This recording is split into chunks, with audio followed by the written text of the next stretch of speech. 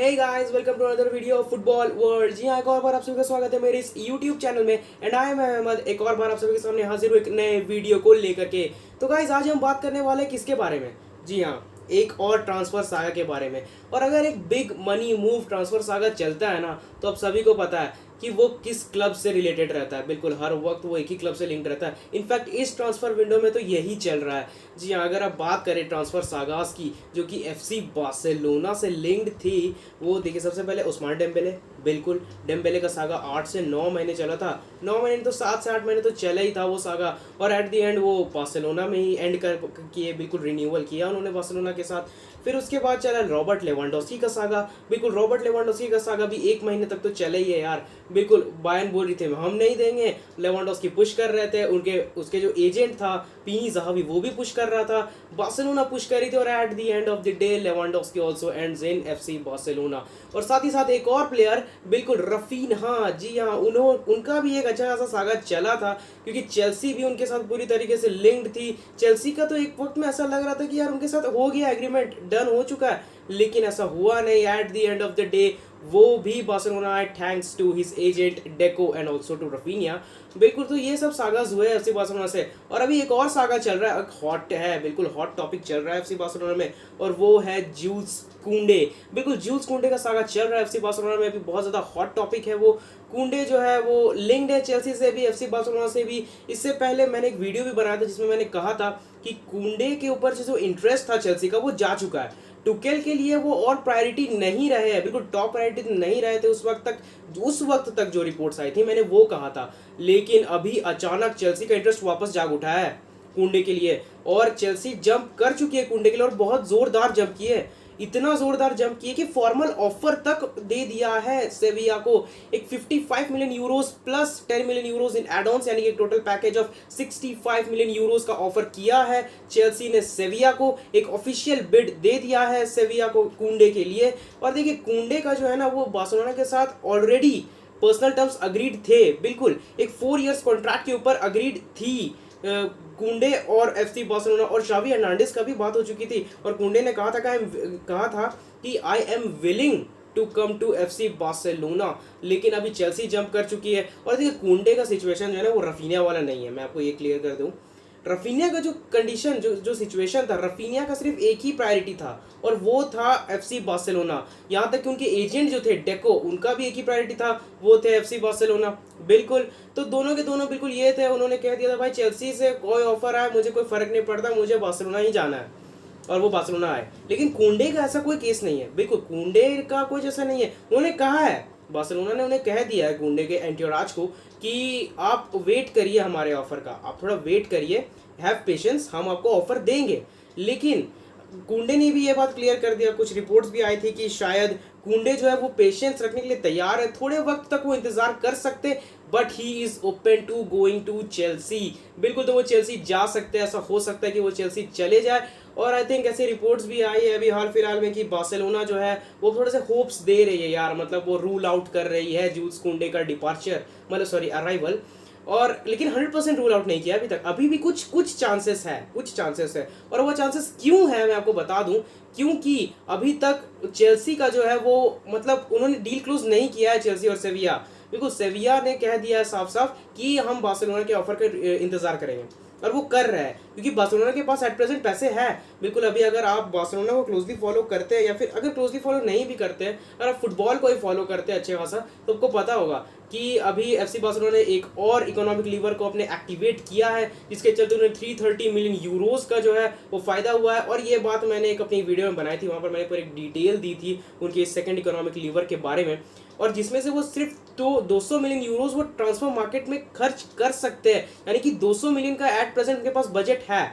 लेकिन बार्सिलोना की एक ही चीज़ है कि वो बिडिंग वॉर में नहीं जाना चाहते कुंडे के लिए, इसीलिए वो अभी बिड नहीं कर रहे हैं। लेकिन शायद बिड कर दे वो, ऐसा हो सकता है कि एफसी बार्सिलोना जो है वो बिड कर सकती है कुंडे के लिए, अब देखना होगा। लेकिन अब आज जो रिपोर्ट्स आई है उसके हिसाब से ये है कि जेरार्ड रोमेरो ने कहा है कि एफसी बार्सिलोना ने जो है वो रूल आउट कर दिया है कुंडे का साइनिंग, बिल्कुल। और ऐसी ये बातें भी आई है कि बिल्कुल उन्होंने शॉर्टलिस्ट भी की है, एफसी बार्सिलोना के बोर्ड और मैनेजमेंट जो है उन्होंने शॉर्टलिस्ट किए, 5 नेम्स शॉर्टलिस्ट किया है एज एन ऑल्टरनेटिव टू कुंडे। अगर कुंडे नहीं आते हैं तो देखिए सबसे पहला नाम उसमें इनिगो मार्टिनेज है, बिल्कुल। इनिगो मार्टिनेज एक बेहतरीन centre back, Spanish centre back है। अभी यूएफए नेशंस लीग में भी हमें देखने को मिले थे वो लुइस एनरिके की टीम में, यानी कि स्पेन की टीम में, बिल्कुल वहां पर अच्छी परफॉर्मेंस दी थी इनिगो मार्टिनेज ने। लेकिन एक चीज है यार, वो 31 ईयर्स ऑफ एज है, तो आपको लॉन्ग टर्म के लिए तो नहीं देख सकते हैं इनिगो मार्टिनेज को, लेकिन फिर भी एक स्ट्रांग है, आपको 2-3-4 साल तो दे ही सकते हैं वो। और इनिगो मार्टिनेज का एक और रिपोर्ट आई है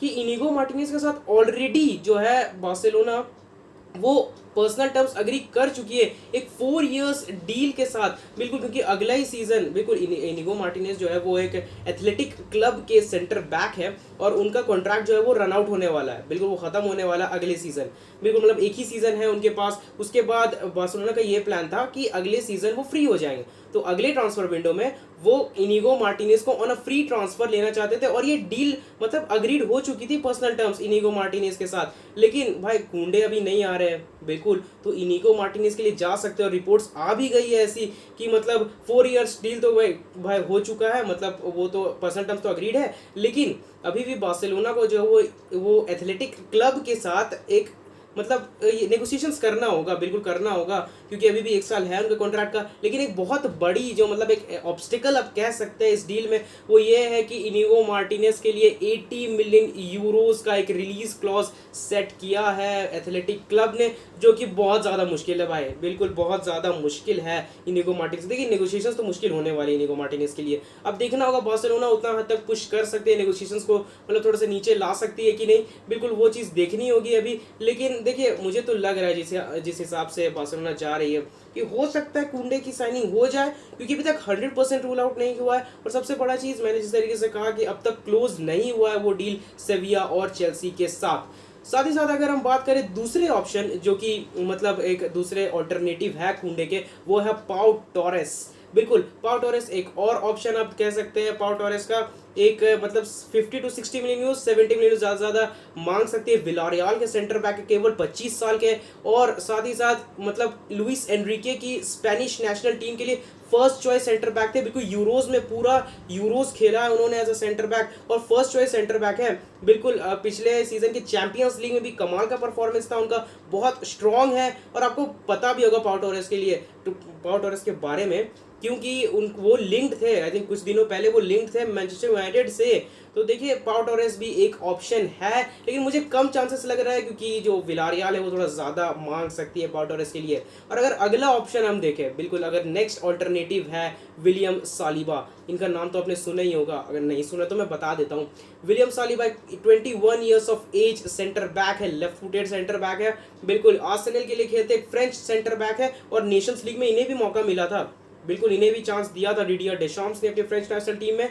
और मतलब 21 साल के हैं केवल, बहुत ही रिलायबल है, वर्सेटाइल है, बिल्कुल, बहुत बेहतरीन बॉल प्लेइंग सेंटर बैक है। और मैं आपको बता दूं कि आर्सेनल के है ज़रूर, लेकिन पिछला सीजन लोन डील हुआ था इनका, ये चल गए थे ओलंपिक मार्सिली, बिल्कुल, एक फ्रेंच क्लब, आप जानते होंगे उनका नाम, आपने सुना ही होगा, ऑब्वियस सी बात है, बिल्कुल। मार्सिली चले गए थे एक लोन डील में, और वहां पर एक मतलब वहां पर जो परफॉर्मेंस दिया है इन्होंने, मतलब आग परफॉर्मेंस, फ्रेंच लीग में one of the best centre backs माने जा रहे थे विलियम सालिबा, मतलब समझ सकते हैं आप, कमाल का परफॉर्मेंस था उनका। बॉल प्लेइंग सेंटर बैक है, जिसके चलते डिडियर डेशॉम्स ने भी उन्हें अपनी टीम में जगह दी थी। तो देखिए विलियम सालिबा के भी एक ऑप्शन हो सकता है, लेकिन मुझे कम चांस लग रहा है, क्योंकि आर्सेनल मुझे नहीं लगता इतनी आसानी से छोड़ेगी, क्योंकि मिकेल आर्टेटा को एक बॉल प्लेइंग सेंटर बैक चाहिए, उनके सिस्टम में उन्हें चाहिए ही चाहिए एक बॉल प्लेइंग सेंटर बैक। तो देखना होगा कि आप विलियम सालिबा आते हैं या नहीं।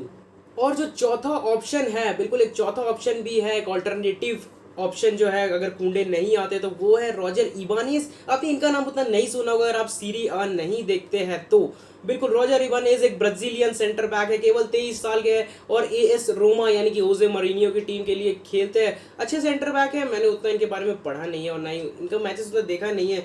मैंने तो पहली बार इनका नाम सुना था। इनफैक्ट जब ये आए थे मतलब ऑल्टरनेटिव्स के ऑप्शंस में, जब ये ऑल्टरनेटिव के लिस्ट में आए थे तो मैंने पहली बार सुना था रॉजर इबानेज को। तो उसके बाद मैंने सिर्फ कुछ मतलब जो कह सकते हैं पर्सनल डिटेल्स ही मैंने देखा है कि अच्छे खासे सेंटर बैक है, हाइट है, स्ट्रेंथ है इनके पास। रॉजर इबानेज एक ऑप्शन हो सकते हैं और सबसे बड़ी बात एक लेफ्ट फुटेड सेंटर बैक है, ब्राजीलियन सेंटर बैक है, तो ऑप्शन हो सकते हैं ये शावी हर्नांडेज की टीम के लिए। बिल्कुल, और आखिरी सेंटर बैक जो कि मुझे उतना नहीं लग रहा है, बहुत ज्यादा अनलाइकली ऑप्शन, इसीलिए मैंने सबसे आखिरी में रखा है इनका नाम, और वो है मिलान स्क्रिनियार। बिल्कुल, मिलान स्क्रिनियार एक 27 साल के सेंटर बैक, कमाल के सेंटर बैक है, मतलब एक्सपीरियंस, वर्ल्ड क्लास एक्सपीरियंस इनके पास, बहुत ही गजब के सेंटर बैक है। और जो इनका नाम है मिलान स्क्रिनियार, उसी टीम के लिए खेलते हैं, बिल्कुल इंटर मिलान के लिए खेलते हैं। ये सीरी आ में बहुत ही बेहतरीन सेंटर बैक है। और मुझे सबसे, मैं बता दूं क्योंकि मुझे ये सबसे कम चांसेस क्यों लग रहे हैं कि पीएसजी जो है वो शायद स्क्रिनियार के लिए जा सकती है। एक ऑफिशियल बिड भी नहीं, बिड नहीं दिया था उन्होंने, लेकिन वो जा रही थी। बिल्कुल, नेगोशिएशंस चल रहे थे इनके एजेंट के साथ, स्क्रिनियार के एजेंट के साथ। तो देखिए, हो सकता है कि मिलान स्क्रिनियार भी ऑप्शन हो सकता है, लेकिन मुझे सबसे ज़्यादा कम चांसेस लग रहा है एट प्रेजेंट। मुझे सबसे ज़्यादा चांसेस जो लग रहा है और वो है इनिगो मार्टिनेज का।